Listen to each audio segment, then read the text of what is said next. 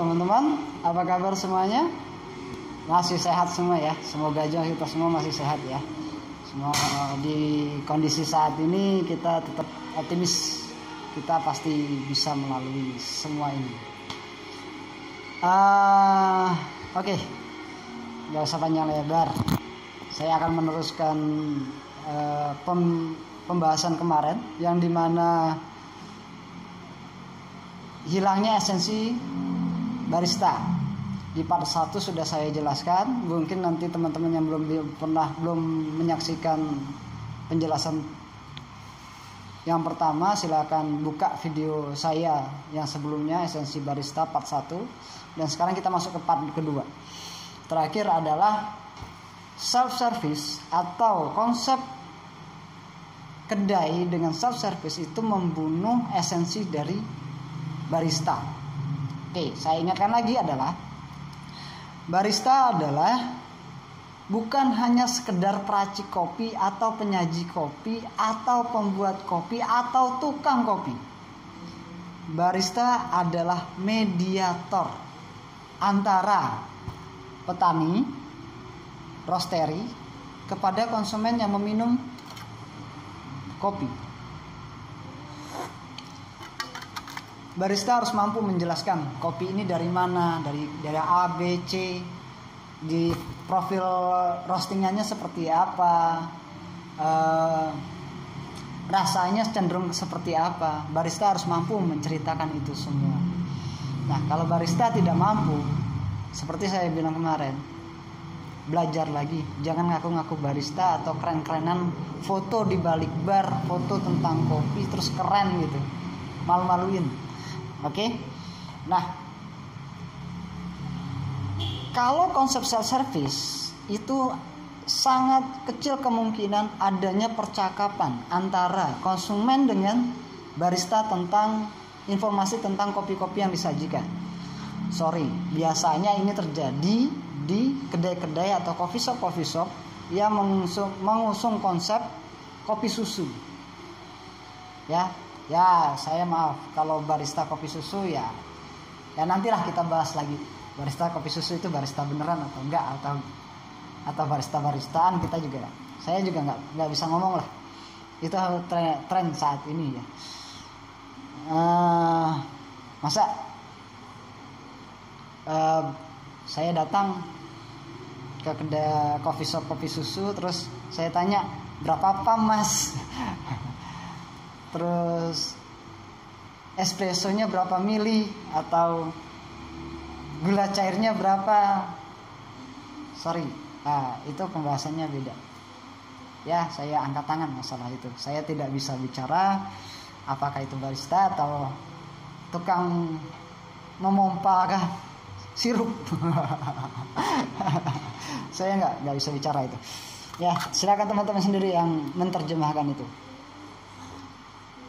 Pada intinya, kalau seandainya bar tidak ada kursi di depan bar, itu artinya tidak diperkenankan atau tidak. Konsepnya mengusung konsep di mana pelanggan ya hanya hubungannya saya pelanggan, kamu barista, saya pesan, kamu bikin kopi dan saya ambil pesanan itu. Selesai. Dan menurut saya itu esensinya hilang. Barista harus mampu menceritakan kopinya, sajian kopinya seperti apa, rasa kopinya seperti apa, bagaimana si petani, kalau ada info seperti itu silahkan diceritakan bagaimana petani yang ada di daerah A dan B, sehingga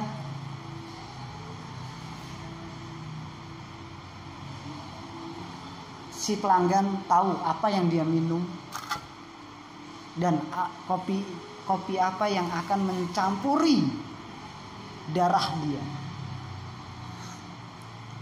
Ya.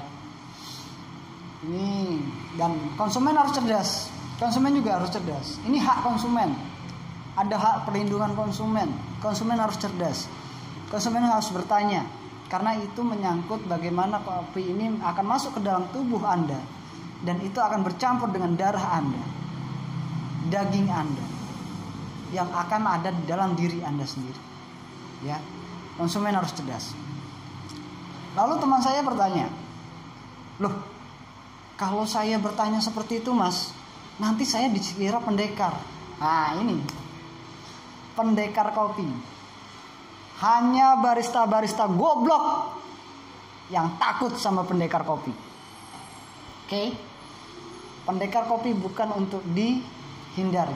Justru ilmu banyak dari sana.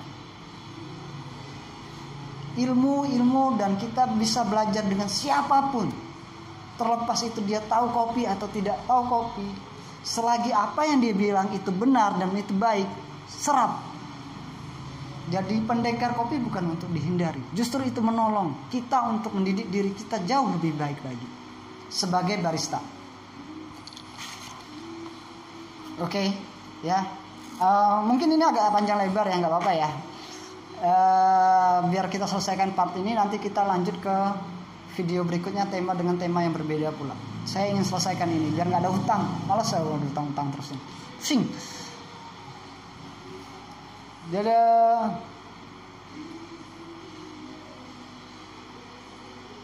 kalau barista takut sama pendekar, mending nggak usah jadi barista deh, ya.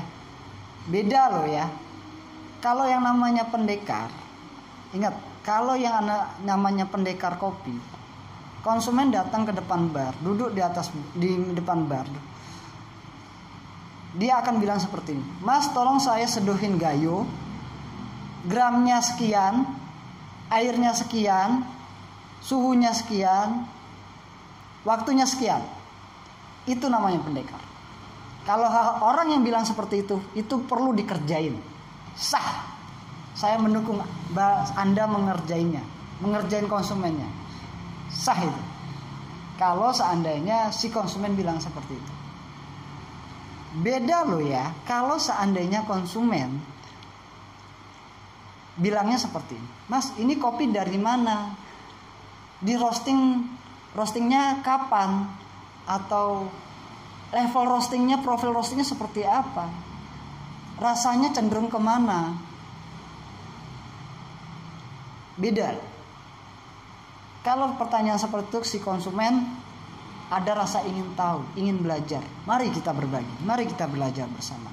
Tapi kalau ada konsumen datang, mas saya mau gramnya sekian, airnya sekian, suhunya sekian, timenya sekian, nah itu perlu dikerjain tuh orang. Saya dukung.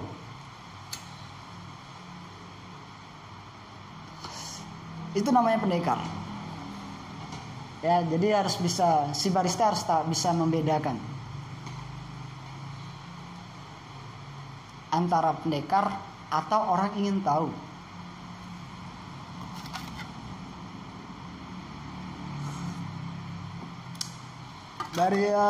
Dan cenderung barusan tadi saya cerita sedikit tentang masalah ini ke salah satu barista di salah satu coffee shop. Terus saya tanya tentang proses bagaimana dia menyeduh, terutama manual brewing. Ternyata di coffee shop tersebut ada SOP-nya. Benar. Setiap coffee shop, setiap kedai mereka mempunyai SOP masing-masing dalam hal menyeduh kopi. Tapi ingat, tidak semua biji kopi itu bisa diperlakukan sama. Ya.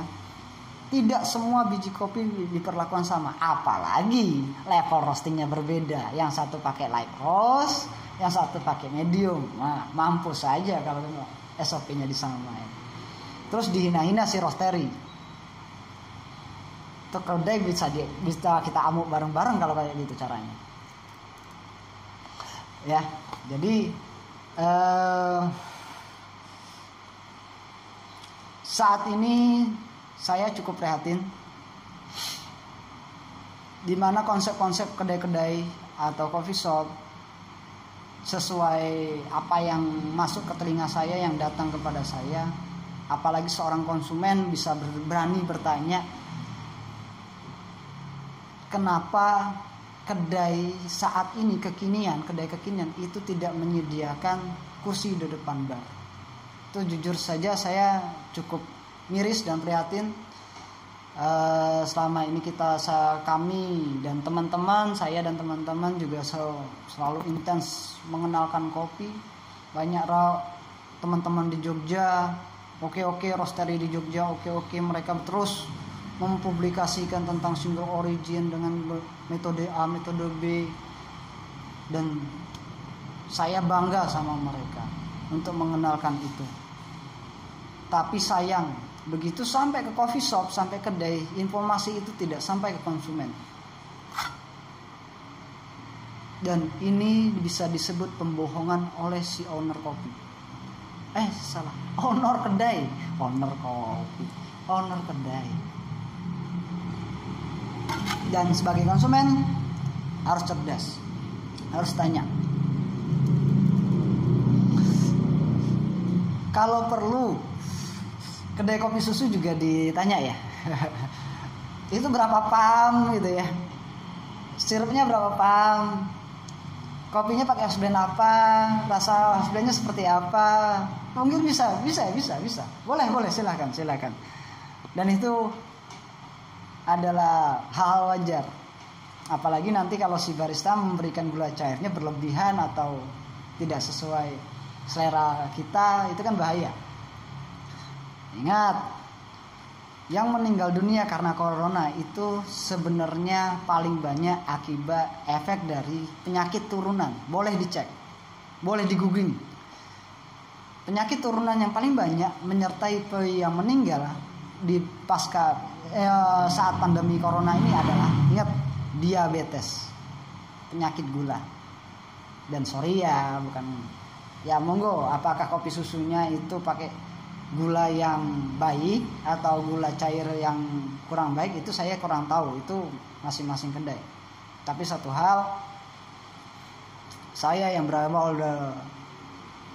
berawal dari kebun, dari pendamping petani, dan tahu persis bagaimana jerih payahnya petani. Saya sangat menyayangkan dengan pola kopi susu saat ini, yang informasi tentang kopinya tidak sampai kepada konsumen. Logikanya gini, misal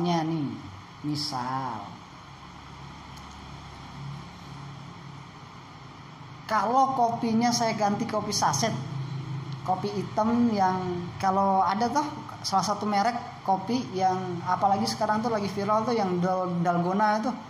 Nah, dalgona kan pakai kopi saset tuh, jenis kopi saset seperti itu. Kopinya dari itu saya masukin ke kopi susu, saya jual harga 20 atau 25 ribu. Untung nggak? Tahu nggak kopinya apa? Sama nggak? Jadi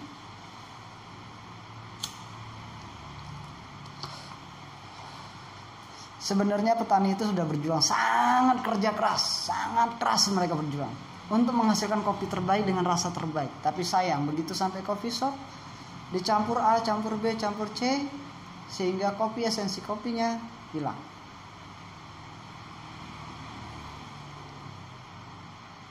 Dan ini menjadi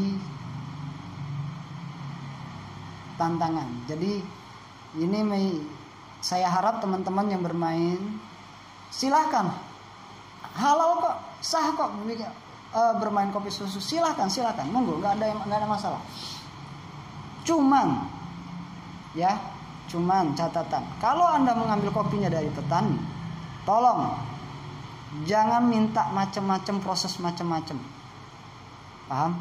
Apabila di coffee shop kalian, di kedai kalian, kopinya dicampur dengan rasa-rasa yang tidak jelas, percuma saja.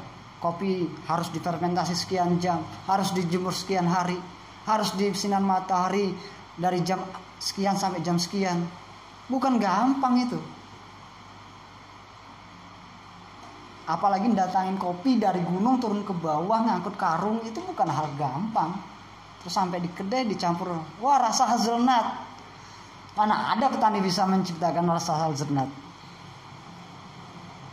Irish coffee, apa? Ya.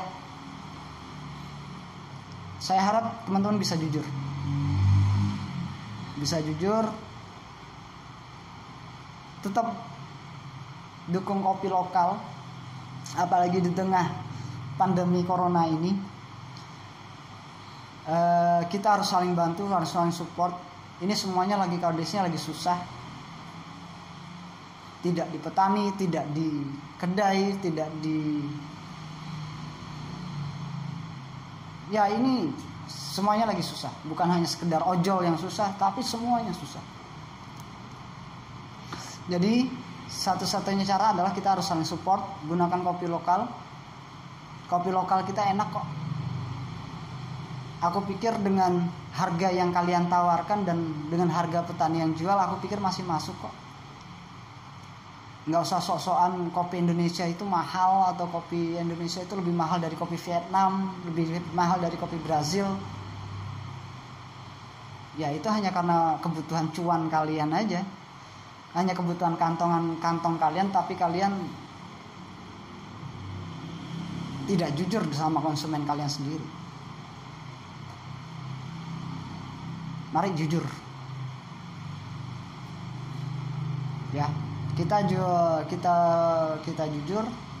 Kalaupun pakai kopi susu yang benar, bisa jelaskan ke konsumen, ini kopinya seperti ini kopinya seperti ini di house blend seperti ini.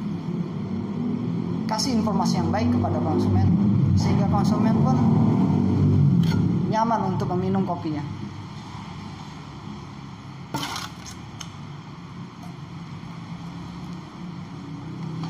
Oke teman-teman, aku pikir itu aja. Kalau ada pertanyaan, silakan komen di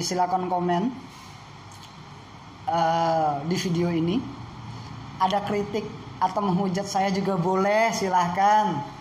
Ambil yang baiknya. Kalau seandainya saya apa yang saya bahas kurang baik, ya nggak usah diambil. Tapi kalau memang baik, ya silahkan diambil. Terutama untuk para barista, yuk belajar kopi yang benar. Jangan takut sama yang namanya pendekar. Sampaikan informasi yang baik kepada konsumen Anda. Ciptakan hubungan yang baik dengan konsumen Anda. Bercakap dengan baik, dan Anda akan menemukan pelanggan yang baik pula. Sekian dari saya, LK Lesmono. Jangan lupa ngopi.